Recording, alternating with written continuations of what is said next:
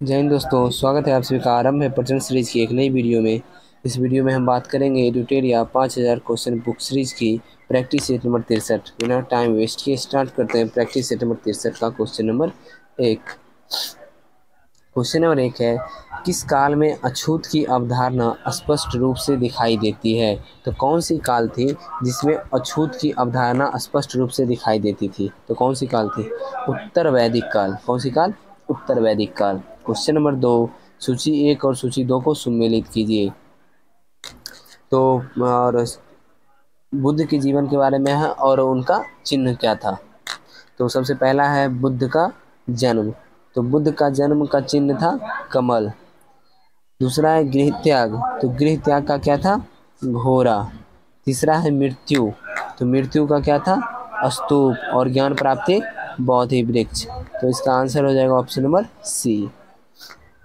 Question number 3 है, सिकंदर के भारत पर आक्रमण के समय मगध पर किस वंश और राजा का शासन था? तो मगध पर किस वंश और राजा का शासन था जब सिकंदर ने भारत पर आक्रमण किया था? बताइए। तो उस समय था नंद वंश का शासन, और उस समय शासक कौन थे? घनानंद। ठीक है। क्वेश्चन नंबर 4 है, नटराज की प्रसिद्ध मूर्ति का संबंध किस कला से है? नटराज की जो प्रसिद्ध मूर्ति है उसका संबंध किस कला से है, वो पूछ रहा है। बताइए किस कला से है? तो उसका संबंध है चोल कला से। चोल कला कहिए या चोल काल कहिए, इस किस काल पूछना चाहिए था, वही चोल काल से। ठीक है। क्वेश्चन नंबर 5, किस राजवंश का संबंध संगम युग से नहीं है? किस राजवंश का संबंध संगम युग से नहीं है, ये पूछ रहे हैं। तो आपको पता ही होगा कि चेर, चोल, पांडे तीनों जो है संगम युग से संबंधित है, लेकिन पल्लव जो है वो संगम युग से संबंधित नहीं है। क्वेश्चन नंबर 6 है, मुगलों और मराठों के बीच संघर्ष किसके राज्यकाल में आरंभ हुआ था? तो मुगल और मराठों के बीच जो संघर्ष था किसके राज्यकाल में आरंभ हुआ था? ये आरंभ हुआ था भोसले के राज्यकाल में। क्वेश्चन नंबर 7 है, मुगल काल में मदद ए मास का संबंध किससे था? तो मुगल काल में मदद ए मास का संबंध था विद्वानों को राजस्व मुक्त भूमि। विद्वानों को मदद ए मास का क्या मतलब है? मदद ए मास का मतलब था विद्वानों को राजस्व मुक्त भूमि। ठीक है।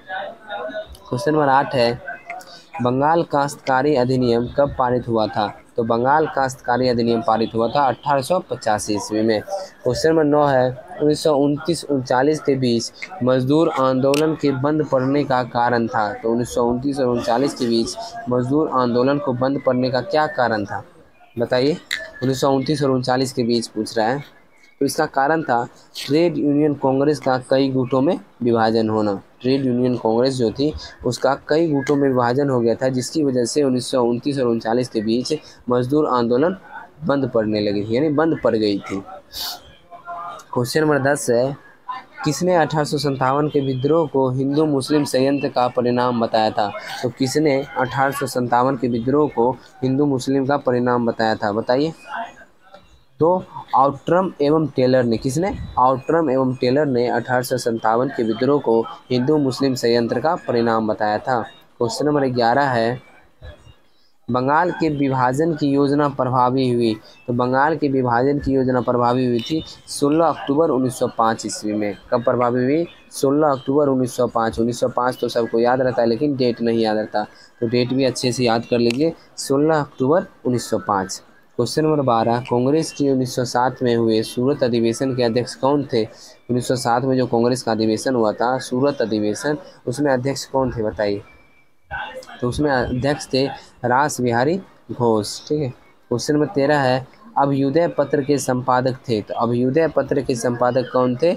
मदन मोहन मालवीय। क्वेश्चन नंबर 14, निम्न में से कौन भारतीय क्रांति की माँ कही जाती थी, यानी कही जाती है? भारतीय क्रांति की माँ किसे कहते हैं? बताइए। तो भारतीय क्रांति की माँ मैडम भिकाजी कामा को कहते हैं। क्वेश्चन नंबर 15 है, लॉर्ड कर्जन के समय भारतीय विश्वविद्यालय अधिनियम कब पारित किया गया? तो भारतीय विश्वविद्यालय अधिनियम कब पारित किया गया, ये बताइए। तो ये पारित किया गया था 1904 ईस्वी में। ठीक है। और अभी मैंने कुछ देर पहले बताया कि 1905 ईस्वी में क्या हुआ था? तो बंगाल विभाजन हुआ था। 1905 ईस्वी में डेट क्या था? तो 16 अक्टूबर। क्वेश्चन नंबर 16 है, मुसलमानों के पश्चिमी शिक्षा के प्रचार के लिए 1863 ईस्वी में मोहम्मदन लिटरेरी सोसाइटी की स्थापना हुई थी। मुसलमानों के पश्चिमी शिक्षा के प्रचार के लिए 1863 ईस्वी में मोहम्मदन लिटरेरी सोसाइटी की स्थापना कहाँ हुई थी, ये पूछ रहा है। तो इसकी स्थापना हुई थी कोलकाता में। कहाँ हुई थी? कोलकाता में। कब हुई थी? 1863 ईस्वी में। क्वेश्चन नंबर 17 है, वनों के संरक्षण एवं संवर्धन से संबंधित क्रिया क्या कहलाती है? तो वनों के संरक्षण एवं संवर्धन से संबंधित क्रिया को हम कहते हैं सिल्वीकल्चर। क्या बोलते हैं? सिल्वीकल्चर। क्वेश्चन नंबर 18 है, प्रकाश संश्लेषण के माध्यम से कुल स्थिरीकृत कार्बन डाइऑक्साइड का लगभग आधा भाग पृथ्वी पर कौन स्थिरीकृत करता है? इसका आंसर हो जाएगा शैवाल। कौन स्थिरीकृत करता है? शैवाल। क्वेश्चन नंबर 19 है, किसी परिपथ में विद्युत धारा के प्रवाह की दिशा को दर्शाने के लिए किस उपकरण का उपयोग करते हैं? किस उपकरण का उपयोग करते हैं? गैल्वेनोमीटर का। क्वेश्चन नंबर 20 है, समतल दर्पण द्वारा बनाने वाला प्रतिबिंब कैसा होता है? तो समतल द्वारा बनने वाला प्रतिबिंब कैसा होता है? तो वो होता है आभासी। कैसा होता है? आभासी। क्वेश्चन नंबर 21 है, मानव जनित पर्यावरणीय प्रदूषण कहलाते हैं, क्या कहलाते हैं? मानव जनित पर्यावरणीय प्रदूषण क्या कहलाते हैं, बताइए। ये कहलाते हैं एंथ्रोपोजेनिक। क्या कहलाते हैं? एंथ्रोपोजेनिक। मानव जनित पर्यावरण प्रदूषण क्या कहलाते हैं? एंथ्रोपोजेनिक। ध्यान रखिएगा। क्वेश्चन नंबर 22 देखते हैं, अधातुओं के गुणधर्मों के बारे में निम्नलिखित में से कौन सा विकल्प सामान्यतः सत्य नहीं है? सामान्यतः सत्य नहीं है। तो इसमें चालक जो है ये और धातुओं के गुणधर्म के बारे में सत्य नहीं है, लेकिन हल्के पदार्थ होते हैं ये सत्य है, मंद एवं दीप्ति रहित होते हैं और भंगुर भी होते हैं धातु। क्वेश्चन नंबर 23 है, दूरदृष्टि दोष में प्रतिबिंब निम्नलिखित में से कहाँ पर बनता है? तो दूरदृष्टि दोष जब रहता है तो प्रतिबिंब बनता है रेटिना के पीछे। कहाँ बनता है? रेटिना के पीछे। क्वेश्चन नंबर 24 है, निम्न में से किन भौतिक राशियों को व्यक्त करने के लिए केवल परिमाण की आवश्यकता होती है? तो कौन सी भौतिक राशि है इसे व्यक्त करने के लिए केवल परिमाण की आवश्यकता होती है? किसकी? परिमाण की आवश्यकता होती है, बताइए। तो वो है विद्युत धारा। क्वेश्चन नंबर 25 है, तापमान का एसआई मात्रक है। तो तापमान का एसआई मात्रक क्या है, बताइए। तापमान का एसआई मात्रक केल्विन है। क्वेश्चन नंबर 26 है, निम्नलिखित में से कौन सा विटामिन रक्त का थक्का जमने के लिए उत्तरदायी होता है? तो विटामिन के। क्वेश्चन नंबर 27 है, शरीर में कार्बन डाइऑक्साइड के अधिकांश भाग का परिवहन कैसे होता है, बताइए। कार्बन डाइऑक्साइड का अधिकांश भाग का परिवहन होता है कैसे? किसके द्वारा होता है, ये पूछ रहा है। तो ये होता है कार्बनिक यौगिक के रूप में। क्वेश्चन नंबर 28 है, गलत युग्म सम्मिलित, मतलब इसमें से कौन सा गलत है वो बताना है। तो सबसे पहला एपीकल्चर मधुमक्खी पालन सही है, पीसीकल्चर मत्स्य पालन सही है, सेरीकल्चर रेशम कीट पालन ये भी सही है, सिल्वीकल्चर छिपकली का अध्ययन ये गलत है। ठीक है, यही हो जाएगा आंसर। क्वेश्चन नंबर 29 है, जेलीफिश किस संघ का एक उदाहरण है? तो जेलीफिश उदाहरण है संघ सिलेंट्रेटा। किसका? सिलेंट्रेटा। क्वेश्चन नंबर 30 है, 1923 का झंडा सत्याग्रह या ध्वज सत्याग्रह किस शहर में आयोजित किया गया था? तो 1923 का जो झंडा सत्याग्रह है या शहर सत्याग्रह था, ये ध्वज सत्याग्रह था, ये कहाँ आयोजित किया गया था? तो नागपुर में। क्वेश्चन नंबर 31 है, संविधान की किस अनुसूची में राज्यसभा के लिए राज्यों व संघ राज्य क्षेत्र की सीटों में आवंटन का वर्णन किया गया है, बताइए। मैंने इसका जो आंसर है कल ही मैं लगभग सभी अनुसूची के बारे में बताया था, तो आप लोग अगर ध्यान से पढ़े होंगे तो आपको ज़रूर याद हो गया। संघ एवं राज्यों के क्षेत्रों में सीटों का आवंटन का वर्णन किस अनुसूची में किया गया, बताइए। तो ये किया गया चौथी अनुसूची में। किसमें? चौथी अनुसूची में। क्वेश्चन नंबर 32 है, भारतीय संविधान में भाग 4 को कब शामिल किया गया था? तो भारतीय संविधान में भाग 4 का को कब शामिल किया गया था? ये शामिल किया गया था 1976 में। ठीक है, 42वां संविधान संशोधन। और अनुच्छेद कौन सा हो जाएगा? अनुच्छेद हो जाएगा 51 का ए या 51 का क। क्वेश्चन नंबर 33 है, संघ की कार्यपालिका शक्ति राष्ट्रपति में निहित होगी, वह इसका प्रयोग संविधान के अनुसार स्वयं या अपने अधीनस्थों के द्वारा करेंगे, इसका उल्लेख कहाँ है?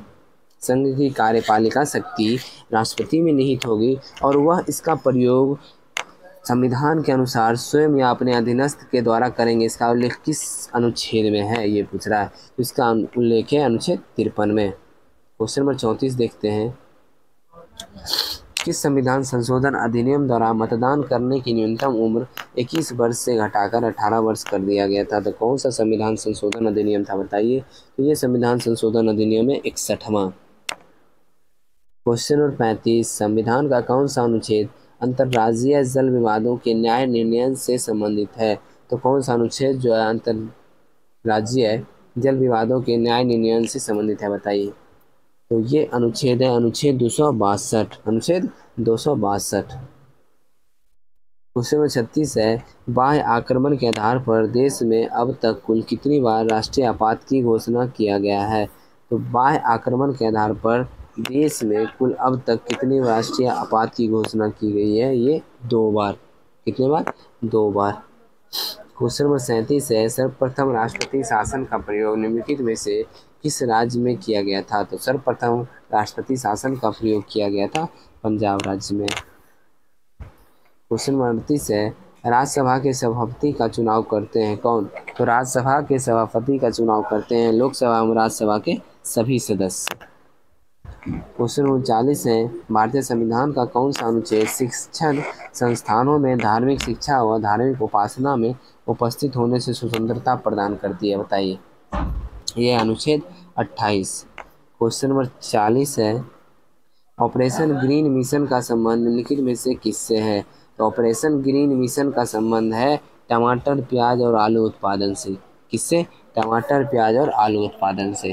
क्वेश्चन नंबर 41 है। लिंग असमानता सूचकांक GII को मानव विकास रिपोर्ट में किस वर्ष शामिल किया गया?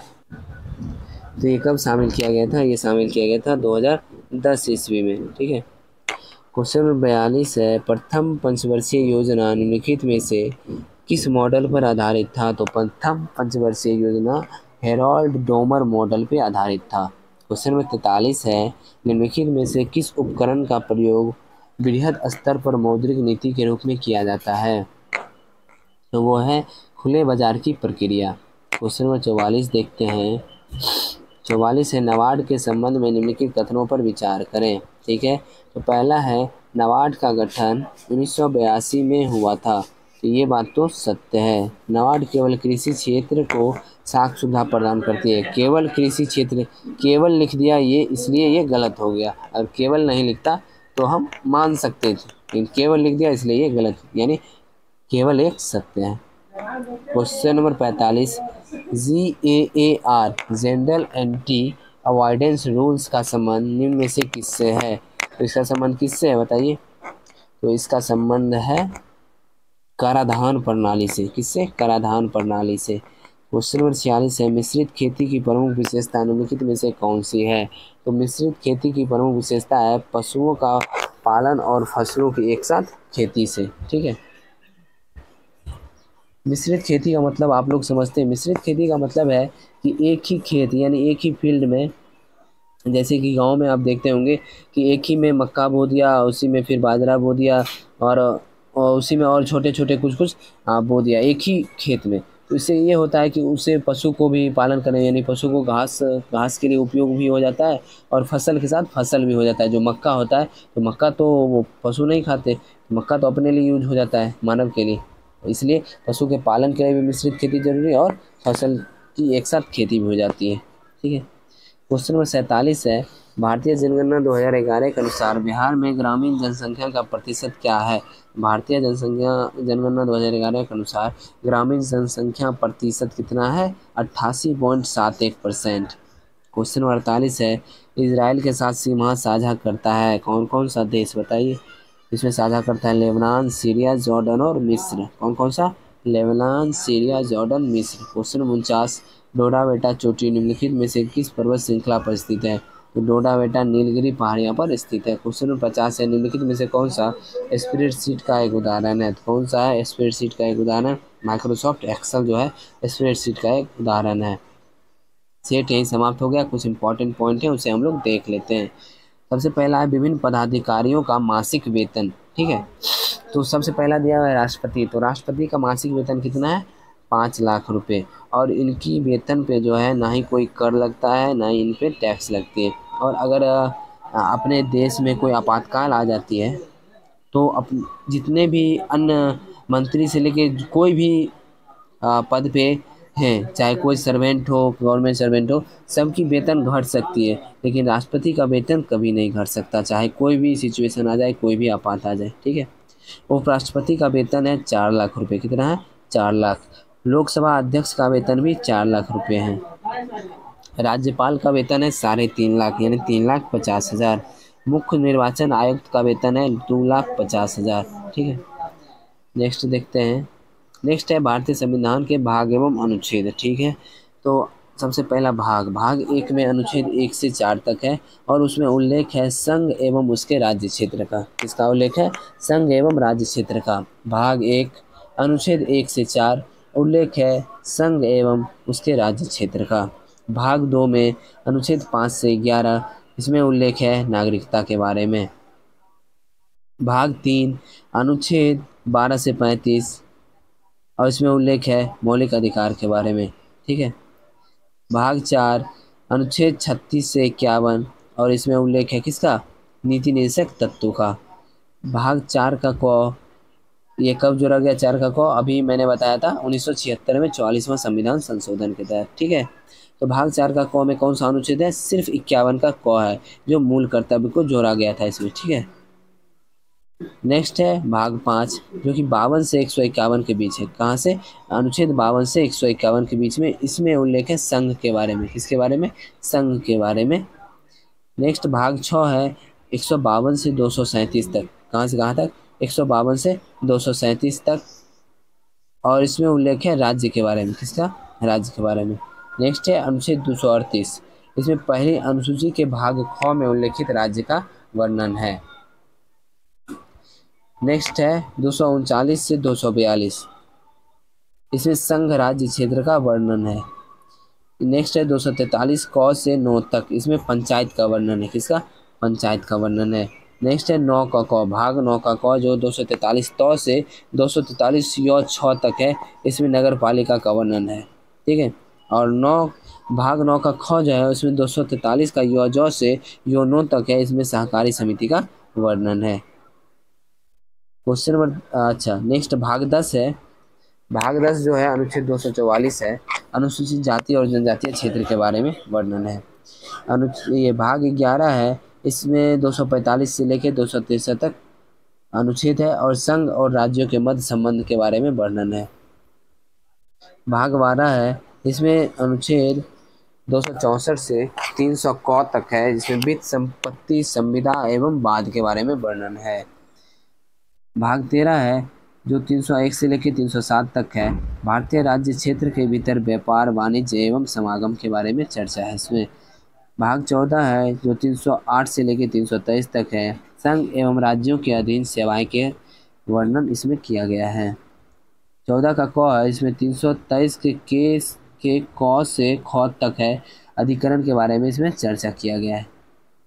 भाग 15 है, 324 से 329 अनुच्छेद तक, इसमें निर्वाचन का उल्लेख है। बहुत इंपॉर्टेंट है। 324 से 329 भाग 15 निर्वाचन का उल्लेख है इसमें। भाग 16 है,